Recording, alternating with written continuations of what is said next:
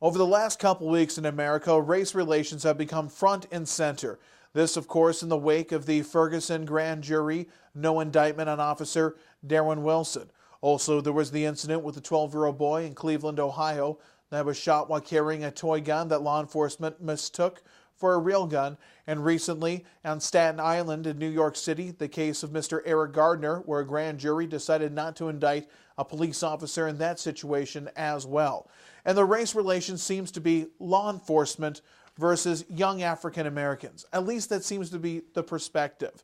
But really, I want to start looking back at the big one, the Michael Brown situation in Ferguson. That's the one that seems to have sparked most of the latest bouts of anger, outrage, and protest, which really have lasted since the summer when this incident first started, but once the grand jury decision came down, became reignited across the country again. Why did this young man resist from law enforcement? There is nobody that says that as soon as Darren Wilson had his first contact with Michael Brown, that he cooperated fully and then somehow ended up being shot. There's always this antiquated kind of, he did this, then this happened, etc., and then it became overblown and all of a sudden the young man is dead. There's just no indication that orders were followed precisely from law enforcement when he simply said, would you please move out of the street, and suddenly escalated from he wouldn't move out of the street to noticing he had some Swisher cigarillo type things in his hand, knowing that there was a strong arm robbery report of a large African American male that had taken, again, Swisher cigarillos suddenly, and you see how it escalates and suddenly violence happens, etc. The fight or flight instinct must have kicked in for this young man, 18 years old. I know it was an adult. I know he's 6'4", but at 18, you're not real mature. I remember when I was 18 years old, I could hardly call myself a man, even though technically I was a legal adult. Somehow, fight or flight got mixed up in his mind. We know that happened here. And then, of course, there's the witnesses, which, when it came to grand jury testimony, would tell different news outlets on the spot reporting. CNN was one of the big ones that they saw this, that, and the other. Yet those same witnesses, when told to put their hand on the Bible and swear in front of a court, and knowing that if what they say would prove to be false, they could face legal challenges, then change their tune.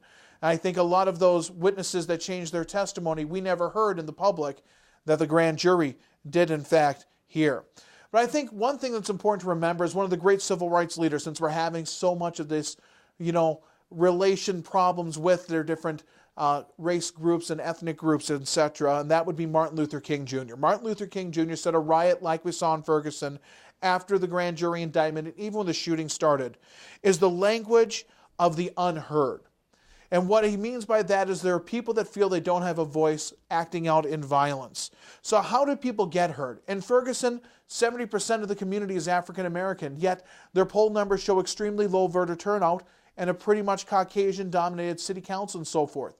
The people in Ferguson have the power to change that right away and become heard. But that's only a situation that helps there. This goes beyond Ferguson, as we've seen in other areas. But where does personal responsibility come into effect versus law enforcement harassment? It's something I've heard from people, my own family that are African American and friends, that have said, heck, they sometimes are harassed and pulled over for what they feel is no good reason, or what they feel is they're not doing anything different than what any white person is in the area, yet they're pulled over. At what point does that personal responsibility to follow the law go into harassment if you see others around you that are doing the same thing and not seemingly pulled over?